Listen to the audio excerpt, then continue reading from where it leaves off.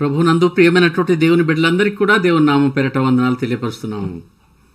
మరి ఈరోజు Bible study కార్యక్రమం ఆరంభించక ముందు మనం ప్రార్థన చేసి పాట పాడిన తర్వాత ఈ కార్యక్రమాన్ని ఆరంభిస్తాం. ప్రార్థన చేస్తాం. ప్రియమైన మా పరమ తండ్రి, నీకు వేలాది స్తోత్రం చెల్లిస్తున్నాం.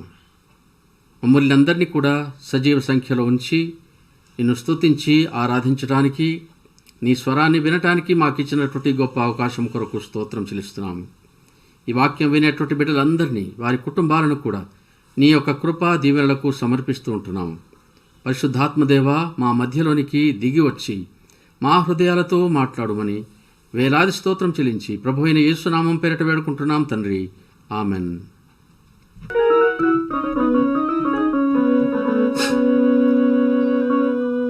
యేసు నీదు ప్రేమ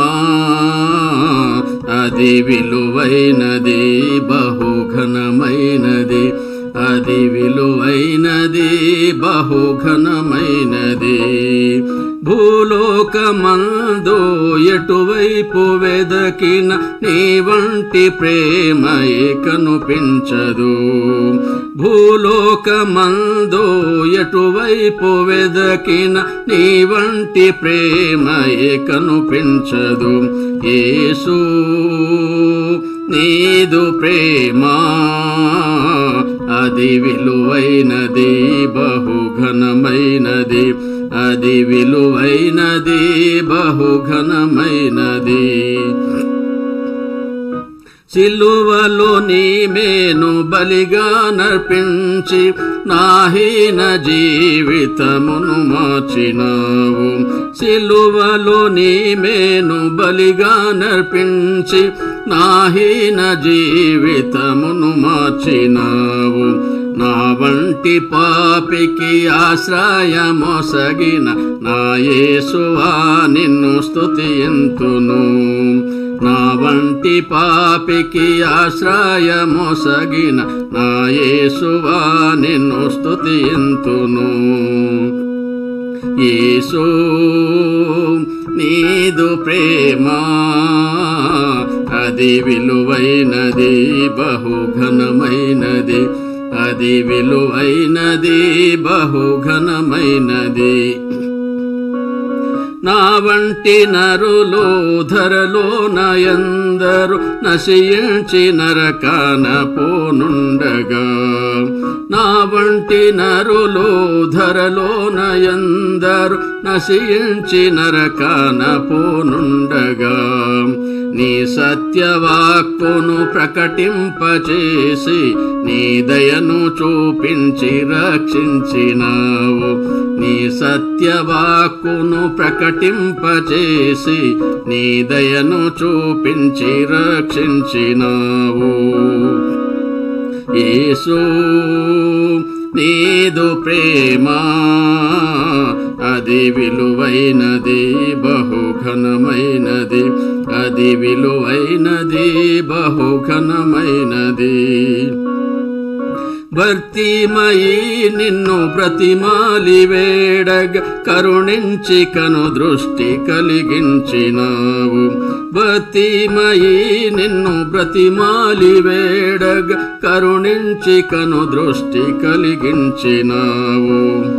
ఆత్మీయ అంధత్వమును పారద్రోలి పరలోక భాగ్యము దయచేసినావు. ఆత్మీయ అంధత్వమును పారద్రోలి పరలోక భాగ్యము దయచేసినావు.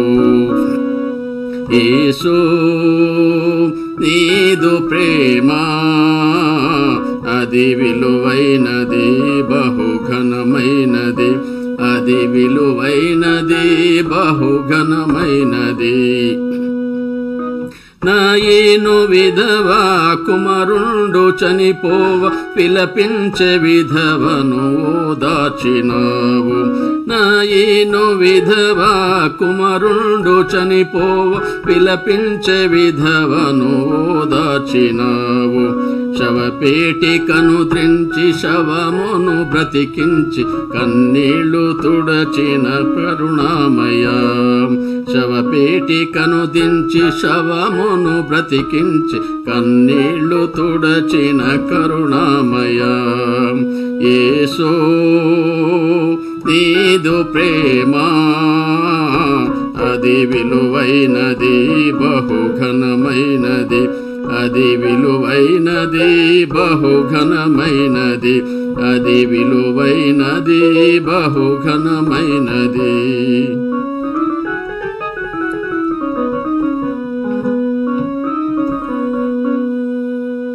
ప్రభునందు ప్రియమైనటువంటి దేవుని ప్రజలారా, దేవుని నామానికి స్తోత్రం.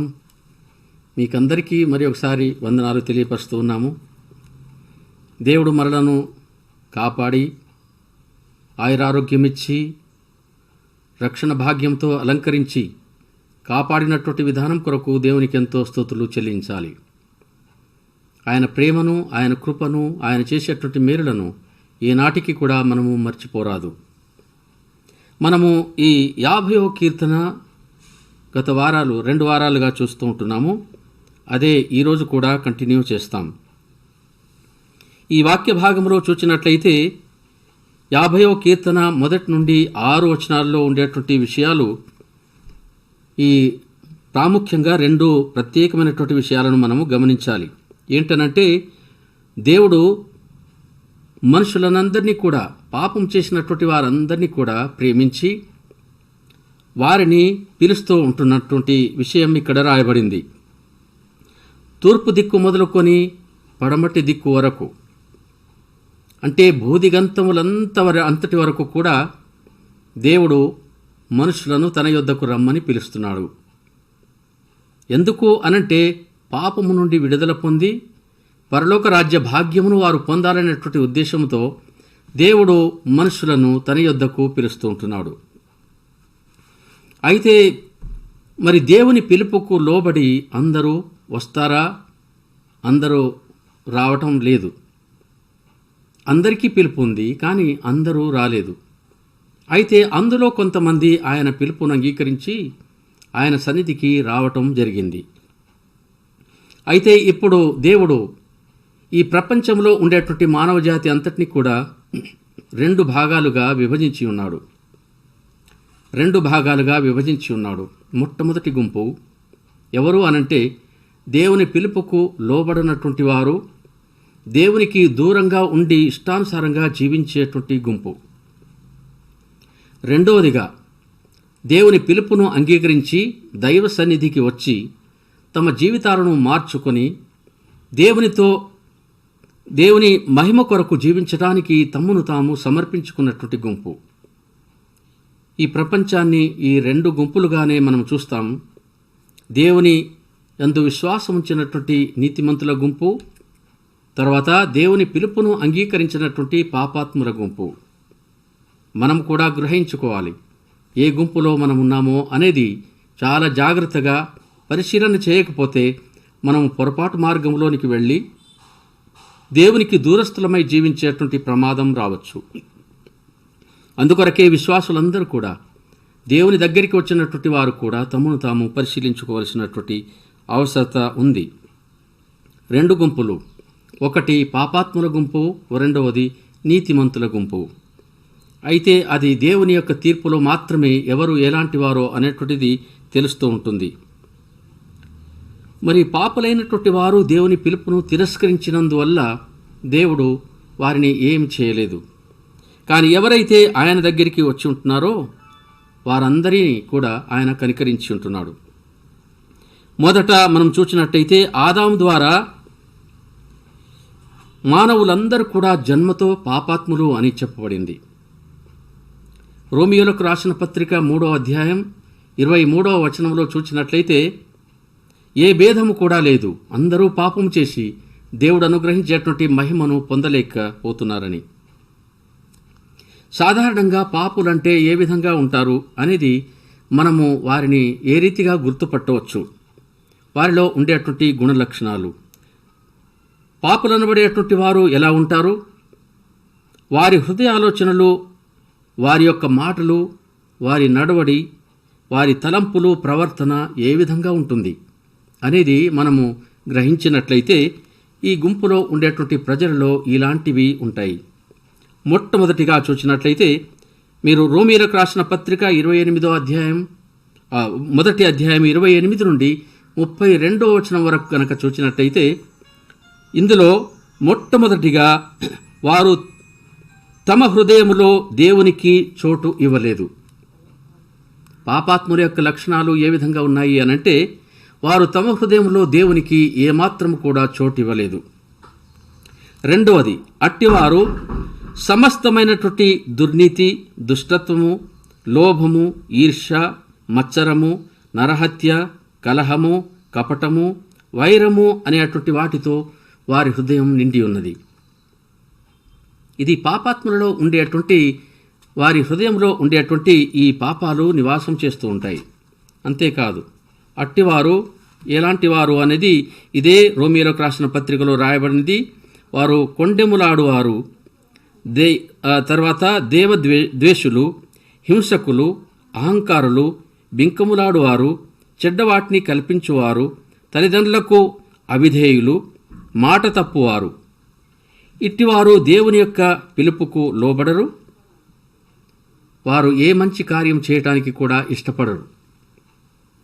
సరే, అట్టివారు ఎలాంటి వారు అని మనము ఉదాహరణగా చూసినట్లయితే వారు చుక్కాని లేనటువంటి ఓడలాంటి వారు, దారము తెగినటువంటి గాలిపటము లాంటి వారు, తర్వాత కళ్ళెము లేనటువంటి గుర్రము లాంటి వారు, ఇంకా బ్రేకులు లేనటువంటి వాహనం లాంటి వారు. ఇవి గనుక అంటే ఇవి ఎలాంటి వారికి ఉంటుంది అనంటే దేవుని యందు భయభక్తులు లేనటువంటి ఇష్టానుసారంగా జీవించేటువంటి పాపాత్ముల యొక్క పరిస్థితి ఈ విధంగా ఉంటుంది. అట్టివారు ఎక్కడికి వెళుతున్నారో, ఏం చేస్తున్నారో, వారి యొక్క జీవిత విధానం ఏంటి, వారి గోల్ ఏంటిది, వారి గురి ఏంటిదో అనేటువంటిది గురి లేనటువంటి జీవితమే వారిది. అయితే ఇప్పుడు అలాంటి వారు దేవుని సన్నిధికి రానటువంటి వారు ఇష్టానుసారంగా జీవించడానికి వారు కోరుకుంటారు. దేవుని పిలుపుకు వారు ఏమాత్రం కూడా లోబడనటువంటి వారు. అట్టివారిని దేవుడు ఏం చేస్తున్నాడు అనంటే తీర్పు దినము వరకు వారిని వదిలిపెట్టేస్తాడు. ఏం చేస్తాడు మరి అంతకంటే? తీర్పు జరిగేంత వరకు వారి ఇష్టానుసారంగా జీవించడానికి వారిని వదిలిపెట్టేస్తాడు. కానీ అది ఎంత ప్రమాదకరమైందో వారికి తెలియకపోవచ్చు. 50వ కీర్తన 16 నుండి 22వ వచనంలో చూసినట్లయితే ఇటువంటి వారు ఏ రీతిగా ఉంటారో అనేది ఈ వాక్య భాగంలో మనకు కనబడుతుంది. 16 నుండి 22వ వచనం వరకు చూసినట్లయితే ఇది మనము ఈ వాక్య భాగంలో చదివితే వారు ఏ విధంగా ఉంటారో అనేది ఇక్కడ మనకు తెలియపరచబడుతుంది. వారు ఎలాంటి వారో ఇక్కడ చూడండి. వారు భక్తిహీనులు అని చెప్పబడ్డారు. 16వ వచనం నుండి మనం చూసినట్లయితే భక్తిహీనులతో దేవుడు చెప్పుతున్నటువంటి మాట అంటే, నా కట్టడలను మీరు వివరించడానికి ఇక మీకు వీలు ఉండదు. దిద్దుబాటు వారికి అసహ్యం అనిపిస్తుంది అట. ఎవరైనా మంచి మాటలు చెప్పినట్లయితే వారిని భూమి మీదనే లేకుండా చేసేటువంటి పరిస్థితులు వస్తున్నాయి. మంచి మాటలు పలికినట్లయితే లేక బుద్ధి మాటలు చెప్పినట్లయితే వారికి అవి ఇష్టంగా ఉండవు. నీవు దొంగను చూచినప్పుడు వానితో ఏకీభవించెదవు, వ్యభిచారులతో నీవు సాంగత్యము చేసెదవు. కీడు చేయవలనని నీవు నోరు తెరుచుచున్నావు, నీ నాలుక కపటము పలుకుచున్నది. నీవు కూర్చుండి నీ సహోదరుల మీద కొండెములు చెప్పుచున్నావు, నీ తల్లి కుమారుల మీద అపనిందలు మోపుచున్నావు. ఇట్టి పనులు నీవు చేస్తున్నప్పటికీ నేను మౌనంగా ఉన్నా, కానీ నేను నీ వంటి వాడనే అని నీవు అనుకుంటున్నావు అని ఈ వాక్య భాగంలో దేవుని మర్చిపోయేటువంటి వారికి దేవుడిచ్చేటువంటి కఠినమైనటువంటి హెచ్చరికలు చూసినట్లయితే వారి యొక్క గుణలక్షణాలను బట్టి వారు శిక్షకు గురి అయ్యేటువంటి రోజు ఒకటి వస్తుంది. దేవుడు వారిని అంతవరకు ఏమి చేసేటువంటి పరిస్థితులు లేవు. అటువంటి వారు దేవుడు తన కృపతో అనుగ్రహించినటువంటి మంచి ఈవులను అనుభవిస్తూనే కృతజ్ఞత లేనటువంటి వారుగా జీవిస్తారు. వారికి కృతజ్ఞత అనేటువంటిది ఉండదు అనేది మనం గుర్తుంచుకోవాలి. దేవునికి విరోధమైనటువంటి కార్యాలు చేస్తూ ఉంటారు. వారంతా మనకు ఆయా సందర్భాల్లో మనం వారి మాటలను బట్టి వారి ప్రవర్తనను బట్టి గుర్తించవచ్చు. ఇట్టివారు దేవుని అగ్ని వంటి తీర్పు దినము వరకు వారు ఏం చేస్తారంటే పాపంలోనే జీవిస్తూ ఉంటారు. తీర్పు దినం వచ్చేంత వరకు, వారికి అకస్మాత్తుగా మరణం వచ్చేంత వరకు వారు ఆ విధంగానే ఉంటారు. సరే, ఇక రెండవ గుంపును గురించి మనం చూస్తాం. పాపాత్ముల గుంపును గురించి మనం విన్నాము. ఇక ఈ 50వ కీర్తనలో చెప్పబడినటువంటి రెండవ గుంపు నీతిమంతుల గుంపు అని చెప్పబడింది. నీతిమంతుల గుంపు యొక్క గుణ లక్షణాలు ఏ విధంగా ఉంటాయో చూస్తాము. 1, వీరు దేవుని పిలుపునకు లోబడి దేవుని యొద్దకు వచ్చినటువంటి వారు. వీరు దేవుని పిలుపును అంగీకరించి పిలువగానే దైవ సన్నిధికి వచ్చి తమ జీవితాలను దేవునికి సమర్పించుకున్నవారు. వీరు బలి అర్పణ చేత దేవునితో నిబంధన చేసుకొని దేవుని కొరకు భయము భక్తితో జీవించే అటువంటి త్యాగధనులు అని చెప్పవచ్చు. అంటే వీరు దేవుని దగ్గరికి రావటమే కాకుండా వారి జీవితాన్ని దేవునికి సంపూర్ణంగా సమర్పించుకున్నటువంటి వారు. 3, అట్టివారు దహన బలి కొరకు పొట్టేళ్లను, మేకపోతులను, పశువులను అర్పించుటకు బదులుగా తమ శరీరములనే సజీవ యాగాలుగా సమర్పించేటువంటి వారు. గుర్తులో పెట్టుకోండి, రోమీలకు రాసిన 12వ అధ్యాయము మొదటి 2 వచనాల్లో ఈ మాటలు ఉన్నాయి. వీరు సజీవ యాగంగా తమ్మును తాము దేవునికి సమర్పించుకున్నటువంటి వారు. పాత నిబంధన కాలంలో మనం చూసినట్లయితే మన ప్రభువు శిలువ మీదికి, అంటే శిలువ మరణము పొందక ముందు, ఆ బలియాగమునకు ముందు ఇశ్రాయేలీలు ధర్మశాస్త్రం ప్రకారంగా వారు ఏం చేసేటువంటి వారైతే, ఎవరైతే పాపం చేస్తారో పాపము చేసేటువంటి వారు మందలో నుండి ఒక నిర్దోషమైనటువంటి గొర్రెపిల్లను తీసుకుని వస్తారు. ఏడాది మగపిల్లను తీసుకుని వస్తారు. తర్వాత అక్కడ దేవుని సన్నిధిలో యాజకుని దగ్గరికి వెళ్ళి, ఆ యాజకుని దగ్గరికి వెళ్ళిన తర్వాత దేవుని సమ్ముఖంలో వాక్యానుసారంగా వాళ్ళు ఏం చేస్తారంటే తమ పాపాలను ఆ గొర్రెపిల్ల తల మీద తమ 2 చేతులు ఉంచి తమ పాపాలను ఒప్పుకుంటారు. అంటే ఇప్పుడు ఆ పొటేలు తల మీద వారి చేతులుంచి పాపాలను ఒప్పుకుంటారు. నేను పాపిని, పాపం చేసినా ఈ విధంగా అని. అంటే ఆ పొటేలను ఆ తర్వాత వాళ్ళు వధించి దహన బలిగా చేస్తూ ఉంటారు. మరి ఇది ఎవరు అనంటే ఎవరైనా సరే పాపం చేసేటువంటి వారు, రాజులు కావచ్చు, యాజకులు కావచ్చు, సామాన్యమైనటువంటి ప్రజలు, అధికారులు ఎవరైనా ఉండవచ్చు. వారందరూ కూడా తప్పకుండా పాపము చేస్తే ఈ ఏడాది మగపిల్లను తీసుకుని వెళ్ళి వారు పాప పరిహారం కొరకు ఆ గొర్రె పిల్లను వధించవలసినటువంటి అత్యవసరత.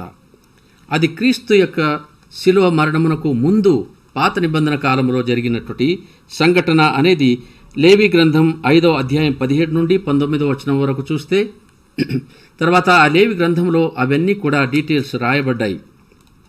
ఏ విధంగా వాళ్ళు పాప పరిహారార్థ బలులు, సమాధాన బలులు, అపరాధ పరిహారార్థ బలులు అనేటువంటివి అర్పించటం. అంటే ఇప్పుడు పాప పరిహారము నిమిత్తము వధింపబడినటువంటి ఆ గొర్రెపిల్ల క్రీస్తుకు సాదృశ్యం. అంటే అది నిర్దోషమైనటువంటిది, తర్వాత ఏ పాపము లేనటువంటిది, అది గొర్రెపిల్ల. ఆ విధంగా దానిని వధించటం అనంటే యేసుక్రీస్తు రాకడకు ముందు ఇది జరిగినటువంటి సంఘటన. మీరు యోహాను సువార్త 1వ అధ్యాయం 29వ వచనంలో చూసినట్లయితే మనకు ఇది అర్థమవుతూ ఉంటుంది. అయితే క్రీస్తు నందు విశ్వాసం ఉంచేటువంటి ప్రతి వారికి కూడా పాప పరిహారము, ఆత్మరక్షణ దొరుకుతుంది అనేది గుర్తించుకోవలసినటువంటి విషయం. ఇప్పుడు మరలా 50వ కీర్తనలో చూస్తే 7 నుండి 13వ వచనంలో చూస్తే వ్రాయబడినట్లు, పొటేళ్ల రక్తము, వృషభముల మాంసము దేవునికి ఇష్టమైనటువంటివి కావు అని చెప్పబడింది. ఆయన ఏమంటాడంటే 1000 కొండల మీద ఉండేటువంటి పశువులు, తర్వాత జంతువులన్నీ కూడా నావే కదా, అవన్నీ కూడా నేనే సృష్టించిన. నాకు ఆకలైతే మీతో ఎందుకు చెప్తాను, అవన్నీ నావే, నా కొరకే ఉన్నాయి అని చెప్పి దేవుడు అన్నాడు. అయితే దేవుడు మనలను కోరే అటువంటి దహన బలి ఎలాంటిది అనేది మనము అర్థం చేసుకున్నట్లయితే ఈ విషయాలు గుర్తులో పెట్టుకోవాలి. మనలను దేవుడు కోరే అటువంటి దహన బలి ఏలాంటిది, లేక దహన బలులు ఆయనకు ఇష్టమైనటువంటివా అంటే కాదు అని మొదటి సమూయేలు గ్రంథం 15వ అధ్యాయంలో 22వ వచనంలో చూస్తే సమూయేలు సౌలుతో చెప్పినటువంటి మాట, తాను సెలవిచ్చినటువంటి ఆజ్ఞను ఒకడు గైకొనుట వలన యెహోవా సంతోషించున్నట్లు ఒకడు దహన బలులను అర్పించుట వలన ఆయన సంతోషించునా అని చెప్పబడింది. ఎవరైనా సరే దేవుని ఆజ్ఞను పాటించటం ద్వారా సంతోషం దేవునికి కలుగుతుంది, కానీ బలుల ద్వారా కలగదు అని. ఒకడు దహన బలి పొట్టేలును అర్పించుట వలన ఆయన సంతోషించునా అని చెప్పబడింది. ఆలోచించుము, బలులు అర్పించుట కంటే ఆజ్ఞను గైకొనుటయు, పొట్టేళ్ల క్రొవ్వు అర్పించుట కంటే ఆ మాట వినుట శ్రేష్టము అని చెప్పబడింది. బలులు కాదు, నీవు అర్పించేటువంటిది బలిని ఆయన కోరడు. ఆయన కోరేటువంటిది ఏంటి అనంటే దేవుని ఆజ్ఞను పాటించటం, దేవుని మాట ప్రకారంగా నడుచుకోవటం కావాలి. 51వ కీర్తనలో కూడా దావీదు ఈ మాట అంటాడు, నీవు బలిని కోరువాడవు కావు, కోరిన ఎడల నేను అర్పించుదును. ఆయనకు కావలసినవి ఉన్నాయి, గొర్రెలు, మేకలు, తర్వాత పశువులు చాలా ఉన్నాయి. నీవు గనక కోరినట్లయితే ఎన్ని కావాలో అన్నీ ఇవ్వటానికి నా దగ్గర ఉన్నాయి. అయితే నీవు ఆ దహన బలి నీకిష్టమైనది కాదు. కానీ ఏంటి ఇష్టమైంది అనంటే విరిగిన మనస్సు నీకిష్టమైన బలులు. దేవా, విరిగి నలిగినటువంటి హృదయమును నీవు అలక్ష్యము చేయవు. విరిగి నలిగినటువంటి హృదయాన్ని దేవుడు లక్ష్య పెడతాడని చెప్పబడింది. ఎందుకో తెలుసా? మానవుని యొక్క హృదయం దేవుని యొక్క మందిరం. మీరు 1 కొరింథీ పత్రిక 3వ అధ్యాయం 16 నుండి 17, మరలా 6వ అధ్యాయం 19 నుండి 20వ వచనం వరకు మనం చూచినట్లయితే మన హృదయము, మన శరీరం దేవుడు మలుచుకున్నటువంటి మందిరం. దేవుడు ఆ మందిరంలో నివాసం చేస్తానని ఆయన కోరుకున్నాడు. అయితే ఆ మందిరమే గనుక పాడైపోయింది అనుకోండి, ఆ మందిరం పాపము నివాసం చేస్తుంది అనుకోండి, అప్పుడు దేవుడు అందులో నివాసం చేయలేడు. మరి పాప హృదయంతో దేవునికి ఏదైనా బలులు అర్పించినట్లయితే అవి ఆయనకు అంగీకారమైనటువంటివి కావు. యెషయా గ్రంథం 1వ అధ్యాయం 2 నుండి 6వ వచనం, తర్వాత 11వ వచనంలో గనుక మీరు చూసినట్లయితే ప్రజలు దేవుని యొక్క ఆజ్ఞను తిరస్కరించి వారు ఇష్టానుసారంగా పాపంలో జీవిస్తూనే ఉన్నారు. కానీ వాళ్ళు ఏం చేస్తారంటే పొట్టేళ్లను, మేకపోతులను తీసుకుని వచ్చి దేవునికి బలులను అర్పించినట్టుగా మనకు కనబడుతూ ఉంటుంది. అప్పుడు దేవుడు ఏమంటున్నాడో తెలుసా? మీ బలులు కాదు బాబు నాకు కావలసినటువంటిది, మీ హృదయం, మీ మనస్సు, మీ తలంపులు నా వైపు త్రిప్పుకొని యథార్థమైనటువంటి జీవితం మీరు జీవించాలి. హృదయములో పాపం ఉన్నట్లయితే మీరు అర్పించేటువంటి ప్రతి అర్పణ కూడా నాకు అసహ్యంగా ఉంటుంది అని అన్నాడు. అందుకొరకే బలులు నాకెందుకు, మీ జీవితాలు మార్చుకోండి ముందు అని దేవుడు సెలవిస్తూ ఉంటున్నాడు. మరి దేవుడు కోరేటువంటి అసలైనటువంటి అర్పణ ఏంటి అనేది మనం ఇంతకు ముందే చెప్పినట్టుగా దేవుడు ఇష్టపడే అటువంటి బలి అర్పణ ఏది అనంటే రోమీయులకు రాసిన పత్రికలో మీరు చూడవచ్చు. అవి 12వ అధ్యాయంలో మనకు ఆ మాటలు ఉన్నాయి. 12వ అధ్యాయంలో ఇక్కడ మొదటి 2 వచనాల్లో రాయబడినటువంటి విషయాలు చూస్తే, కాబట్టి సహోదరులారా, పరిశుద్ధమును దేవునికి అనుకూలమునైన సజీవ యాగముగా మీ శరీరములను ఆయనకు సమర్పించుకొనుడని దేవుని వాత్సల్యమును బట్టి మిమ్మల్ని బతిమాలుకొనుచున్నాను. ఇట్టి సేవ మీకు యుక్తమైనది. మీరు ఈ లోక మర్యాదను అనుసరింపక ఉత్తమమును అనుకూలమును సంపూర్ణమునయున్న దేవుని చిత్తమేదో పరీక్షించి తెలుసుకొనున్నట్లు మీ మనస్సు మారి నూతన మొగుట వలన రూపాంతరము పొందుడి అని అన్నాడు. ఇది దేవునికి కావలసినటువంటిది. మొట్టమొదటిది దేవునికి కావాల్సింది ఏంటి అనంటే పరిశుద్ధమైనటువంటిది, దేవునికి అనుకూలమైనటువంటిది అయినటువంటి సజీవ యాగంగా మీ శరీరాలను దేవునికి సమర్పణ చేయండి. దానికంటే ఎక్కువగా దేవునికి ఇష్టమైంది మరొకటి కాదు. ఎందుకనంటే మానవులను దేవుడు సృష్టించినప్పుడు వారు యథార్థంగా ఉండాలని ఆయన కోరిక, ఆయనను మహిమపరిచేటువంటి వారుగా ఉండాలని ఆయన కోరిక. అయితే ఇప్పుడు ఏం చేయాలి వాళ్ళు అనంటే, ఈ లోక మర్యాదను అనుసరింపక ఉత్తమమును అనుకూలమును సంపూర్ణమునై ఉన్న దేవుని చిత్తాన్ని పరిశీలించి చూసుకోవాలి. దేవుడు కోరే అటువంటిది ఇది. దేవుని చిత్తమేంటో అది పరిశీలించి తెలుసుకోవాలి. ఇక్కడ దేవుని చిత్తాన్ని పరీక్షించి ఏం చేయాలి? మీ మనస్సు మారి నూతన మగుట వలన రూపాంతరము పొందటం. ఈ రూపాంతరం అనేటువంటి మాట ఏంటి అనంటే, మొదట ఉండేది తర్వాత ఉండేటువంటిది భేదం ఉండాలి. మొదట నేను పాపిని, నేను ఈ విధంగా అపనమ్మకంగా అవిశ్వాసంతో అబద్ధాలు ఆడుకుంటూ ఇష్టమైనటువంటి పాపాల్లో నేను జీవించిన. కానీ నేను దేవుని దగ్గరికి వచ్చిన తర్వాత నాలో ఉండేటువంటి అహంభావం అంతా పోయింది. నేను తోడేలు వలె ఉంటిని, కానీ ఇప్పుడు నేను గొర్రె వలె మారిపోయినా. తోడేలు ఎన్ని పై చర్మం ధరించుకున్నా కానీ అది లోపల తోడేలే. కానీ లోపలుండేటువంటి తోడేలు మార్పు చెందితేనే తప్ప అది గొర్రె పిల్లలాగా మారుతుంది. అది అసాధ్యం. కానీ దేవుని యందు విశ్వాసం ఉంచేటువంటి దేవుని బిడ్డలకు ఇది సాధ్యం. ఎట్లాగో అనంటే, మన ఆత్మీయ జీవితంలో ఎప్పుడైతే దేవుని వైపు మనం తిరుగుతామో అప్పటి నుండి మన జీవితము మారిపోతుంది. మనం రూపాంతరం చెందుతూ ఉంటాం. ఉదాహరణకు మీకు తెలిసినటువంటి విషయమే ఏంటి అనంటే, గొంగళి పురుగును మీరు గుర్తెరుగుదు. దాన్ని ఏమంటారంటే చీడ పురుగు అంటారు.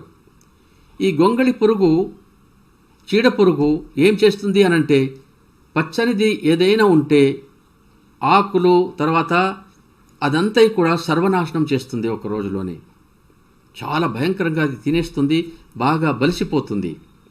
దానికి మన శరీరం తగిలినట్లయితే అంతా ముళ్ళే, చాలా భయంకరమైనటువంటి బాధ దురద ఉంటుంది. అది అనుభవించినటువంటి వారికి అర్థమవుతుంది. అది చీడ పురుగు.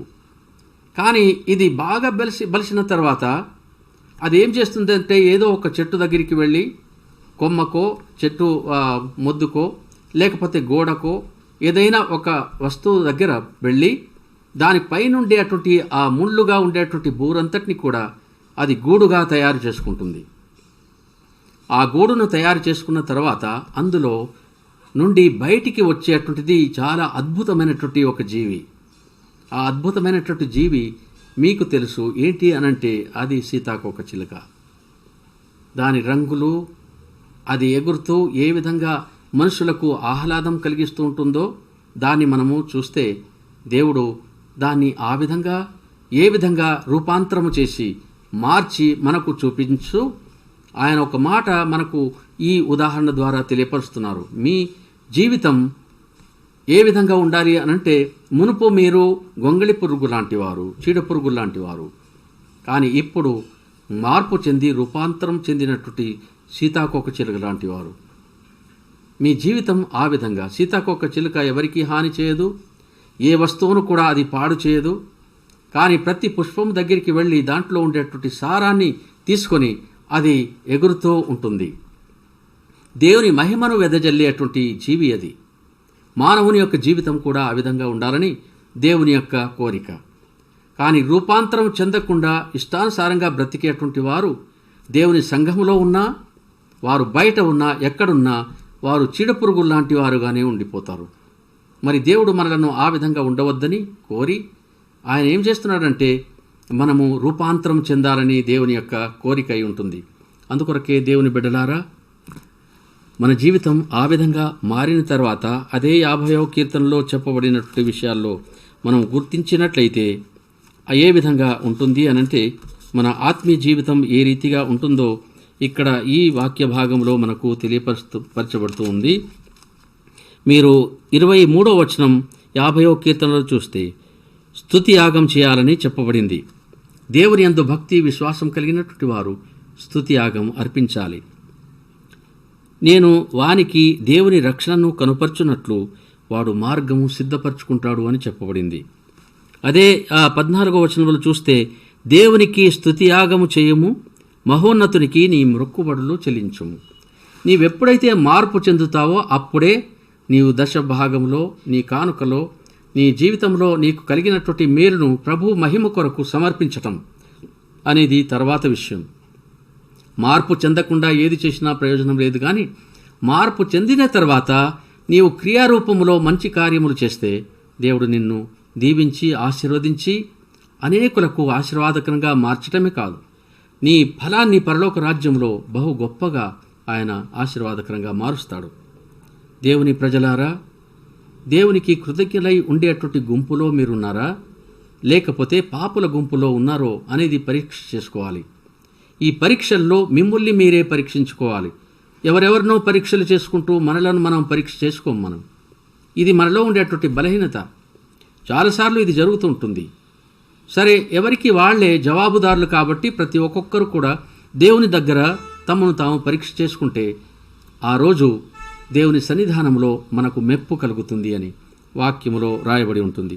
నమ్మకంగా ఉండేటువంటి వారికి సమృద్ధి అన్నటువంటి ఆహారము, ఆయురారోగ్యము, అన్ని విధాలైనటువంటి దీవెనలను అనుగ్రహించడమే కాకుండా రక్షణతో ప్రభువు మనలను అలంకరిస్తాడు.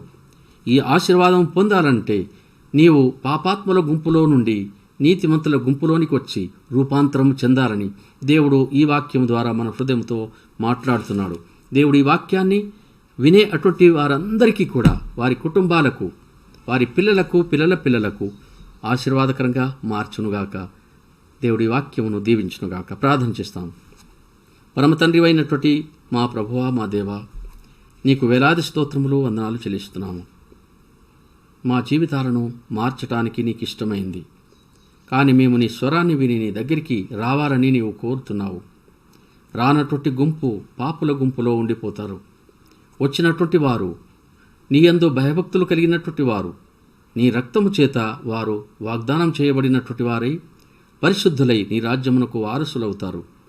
ఇలాంటి భాగ్యము అందరికీ లభించటానికి నీవు అనుగ్రహించినావు నీ ప్రియకుమారుణ్ణి. కానీ అందరూ ఆయనను అంగీకరించలేదు. అంగీకరించినటువంటి వారందరూ కూడా ధన్యులు ప్రభువా. వారు నమ్మకమైనటువంటి జీవితం, క్రియాపూర్వకంగా నిన్ను మహిమపరిచేటువంటి బిడ్డలుగా ఉండటకు అన్ని విధాలుగా సహాయం చేయమని, వారికి ఆయురారోగ్యంతో పాటు అన్ని విధాలైనటువంటి మేలులను ప్రసాదించుమని స్తోత్రం చెల్లించి ప్రభు అయిన యేసునామం పేరట వేడుకుంటున్నాం తండ్రి. ఆమెన్. మన ప్రభు అయిన యేసుక్రీస్తు యొక్క కృప, తండ్రి అయిన దేవుని ప్రేమ, పరిశుద్ధాత్మ యొక్క అన్యోన్య సహవాసం ఇప్పుడును ఎల్లప్పుడూ ఈ వాక్యం విన్నటువంటి ప్రతి నీ బిడ్డతో సదాకాలము తోడయుండునుగాక. ఆమెన్.